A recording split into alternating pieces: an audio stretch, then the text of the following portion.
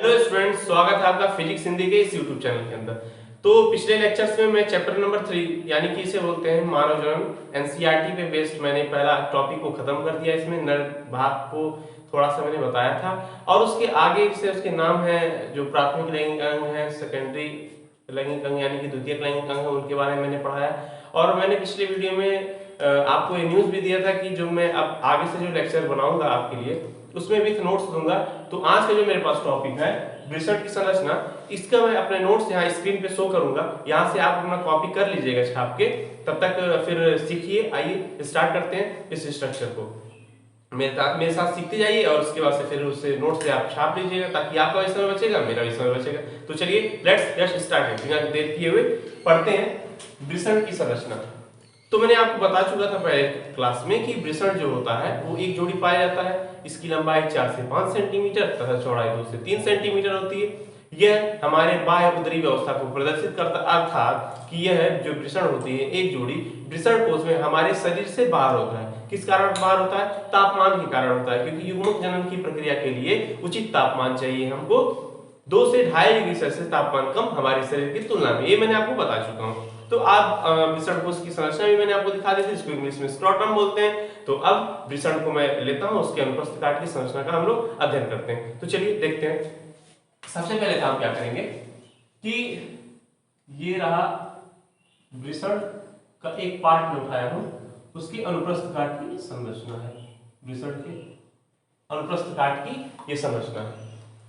तो इस पार्ट में हम अध्ययन करेंगे। सबसे पहले जानेंगे कि जब वृषण को अनुप्रस्थ काट में काटा जाता है तो इसकी संरचना कैसी दिखती है। तो सबसे पहले तो एक प्लेन वृषण ही हमारा, इसको जब मैंने काट दिया तो इसमें हम 200 नहीं बोलेंगे, 250 एक संरचना पाई जाती है। ये ऐसे देखिए, ऐसे ऐसे ऐसे। थोड़ा सा फिगर उतना अच्छा नहीं बनाया है, मैं फिर से सही कर देता हूँ। ऐसे 1 2 यहाँ पे 3 मैंने शो कर पाया हूँ, लेकिन ऐसे छोटे छोटे एक्चुअली सेल है, इनका इनलाइन वर्जन बनाने में मुझे छोटा छोटा नहीं दिखा पाऊंगा, इसलिए बड़ा दिखाता हूँ। तो बड़ा दिखाने में मुझे उतना स्पेस है नहीं कि मैं 250 दिखा पाऊँ। तो वृषण में 250 ऐसे कोष्ठ पाए जाते हैं। 1 2 3 यहाँ दिखाया, ऐसे ही सेम सेम 250 पाए जाते हैं। इनको बोलते हैं वृषणीय पिंडक, बोलते हैं वृषणीय पिंडक। और इसको इंग्लिश में बोलते हैं। इंग्लिश में नाम याद करना बेटर रहता है, क्योंकि आगे के जो बच्चे बायोलॉजी से पढ़ रहे हैं उनको आगे से जो कंटिन्यू करना होगा बायोलॉजी, वो इंग्लिश में कंटिन्यू करें। तो इसका नाम होता है टेस्टिकुलर लोब्यूल्स। ये संख्या में 250 पाए जाते हैं। एक अगर मैं वृषण के अनुप्रस्थ काट की संरचना को देखूंगा तो उसमें 250 वृषणीय पिंडक यानी कि टेस्टिकुलर लोब्यूल पाए जाते हैं। अब टेस्टिकुलर के लोब्यूल के अंदर क्या है उसके बारे में जानते हैं। तो टेस्टिकुलर लोब्यूल्स जो हैं इनके अंदर ऐसे अति कुंडलित एकदम ये कंडेंस, ये ऐसे कंडेंस स्ट्रक्चर पाए जाते हैं। वेरी हाईली क्वाइल्ड 2 से 3, देखिए ऐसे ऐसे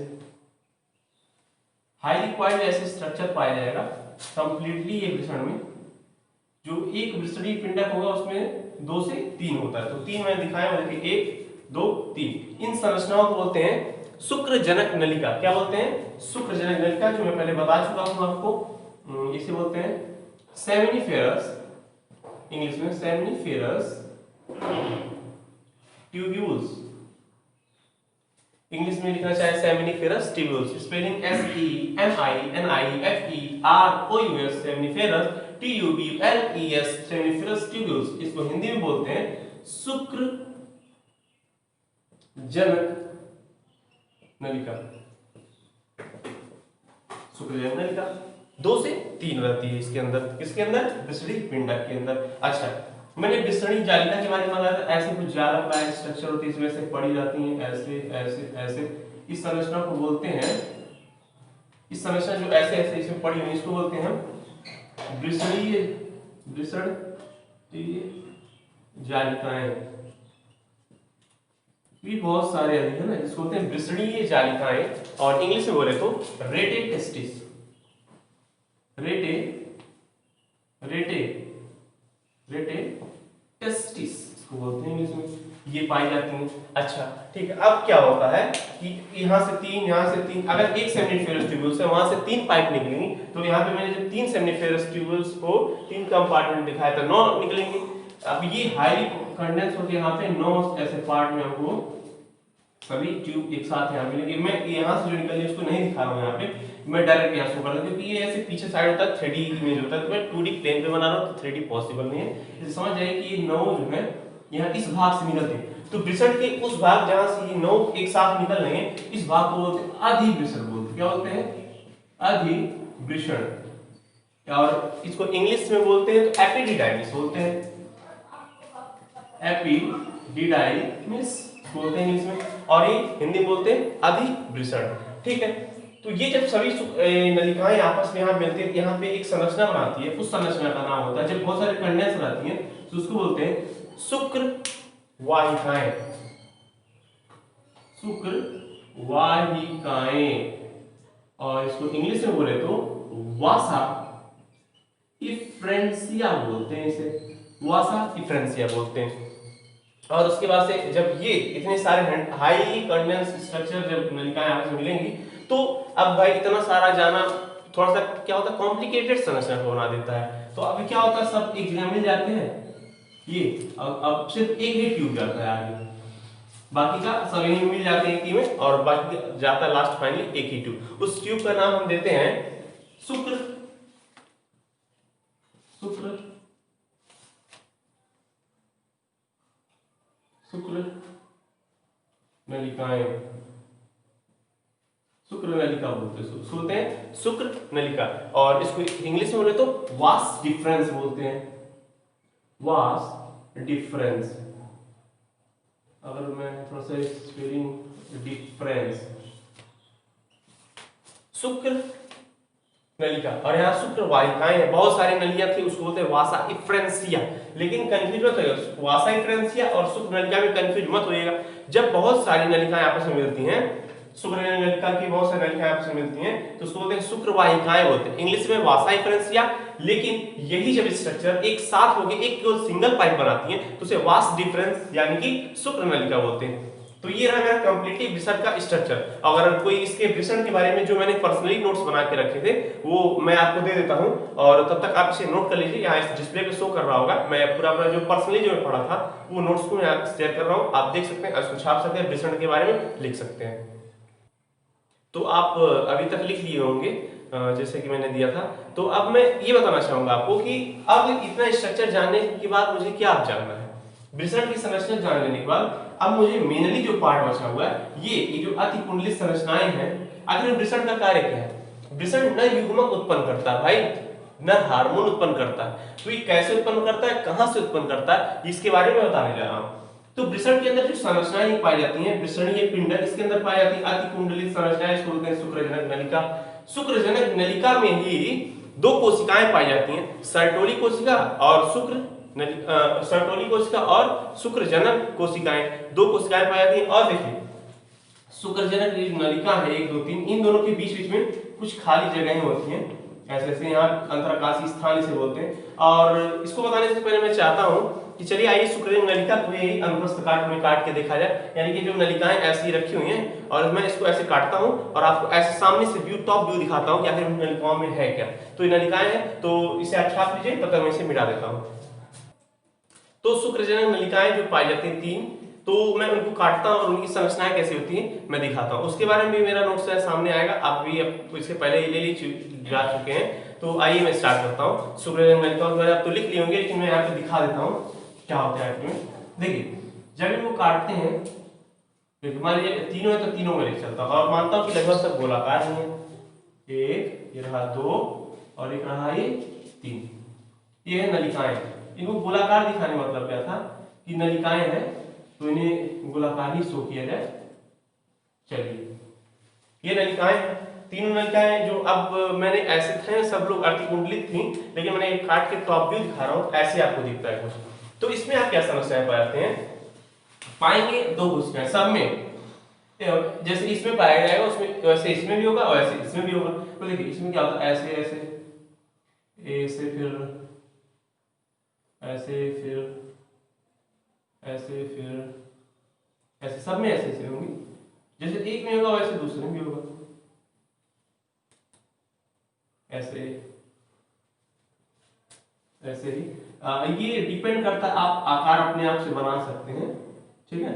ये डिपेंड नहीं करेगा कि जैसा आकार रहेगा जैसा मैं बना रहा हूँ वैसे ही रहेगा, नहीं नहीं, आप अपने मन से ही बना सकते हैं। लेकिन मुझे दो कोशिका, तो एक कोशिका ये हो गई और उसके बगल में एक से दिखा देता हूँ कोशिकाओं को बुला बुला। सबका अपना अपना शो करने का स्टाइल होता है। यहाँ मैं कोई नहीं कह रहा हूँ कि ऐसी ही होती हैं, लेकिन आप बनाते हैं तो इससे ये पता चलता है कि ये इसके अंदर शुक्रजनक नलिका है। शुक्रजनक नलिका जो काटा गया है इसमें दो कोशिकाएं देखने को मिली हैं। एक कोशिकाओं को मैंने आपको पहले बताया सर्टोली कोशिका कहते हैं और दूसरे को बोलते हैं शुक्रजनक कोशिका। सबके अंदर ऐसे ऐसे भरे रहते हैं। ये भर देता हूँ, ये मैं फास्ट काम करता हूँ थोड़ा सा।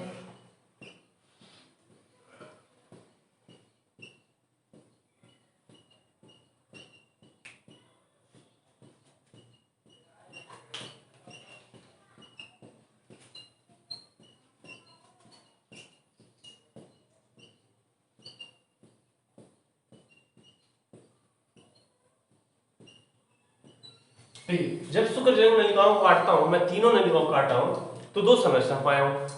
जो मुझे ये वाला ऐसे ऐसे करके जहां मैं बनाया हूं, इसको मैं नाम देता हूं सर्टोली कोशिका। कौन सा नाम? सर्टोली कोशिका। इसको बोलता हूं मैं सर्टोली कोशिका, यानी कि इसको हिंदी में जान गई है सर्टोली सेल। सर्टोली सेल, ठीक है। इन्हें बोलते हैं सर्टोली कोशिकाएं। ऐसे ये भी सर्टोली, ये भी सर्टोली, ये भी सर्टोली, सर्टोली सब होंगी। जैसे इसमें वैसे सब में वही है। मैं तीनों नलिकाओं को एक साथ दिखा रहा हूं, मतलब जो एक होगा वही सब में होगा, ठीक है। और जो गोला गोला है इसको बोलते हैं शुक्रजनक नलिका,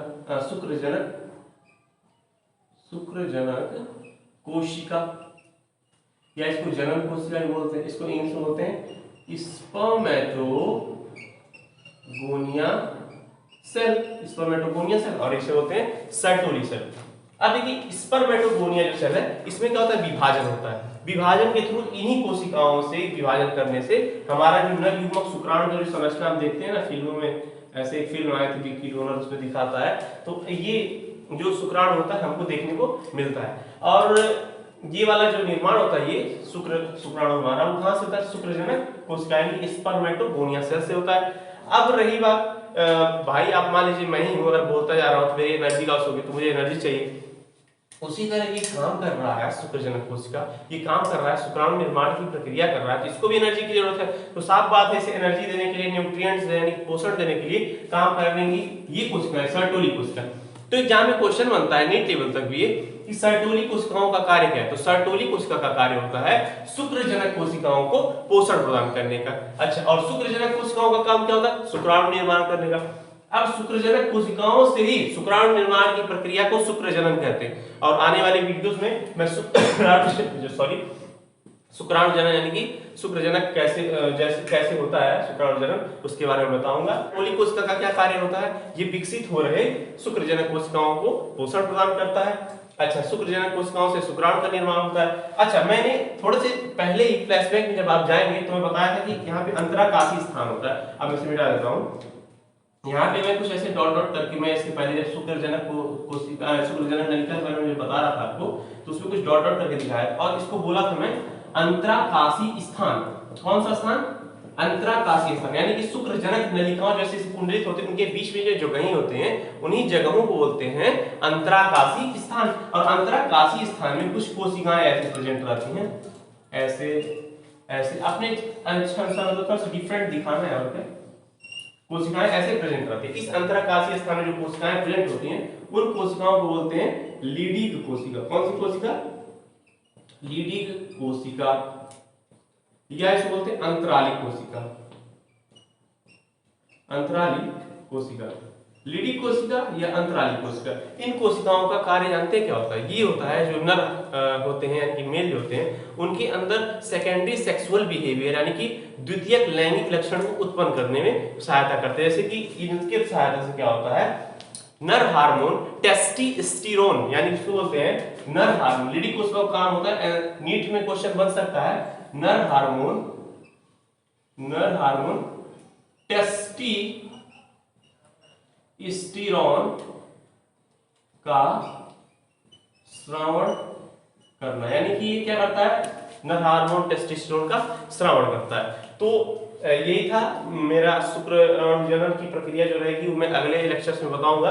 तो आज की क्लास खत्म होने से पहले मैं आपसे 2-3 क्वेश्चन करना चाहूंगा और उन क्वेश्चन का मुझे जवाब मेरे कमेंट बॉक्स में चाहिए। मैं चाहता हूं कि जो बच्चे एक्टिवली पढ़ाई कर रहे हैं वो मेरे इस क्वेश्चन का जवाब दें। तो मेरा सबसे पहला क्वेश्चन आपसे रहेगा कि शुक्रजनक कोशिकाओं का कार्य क्या होता है।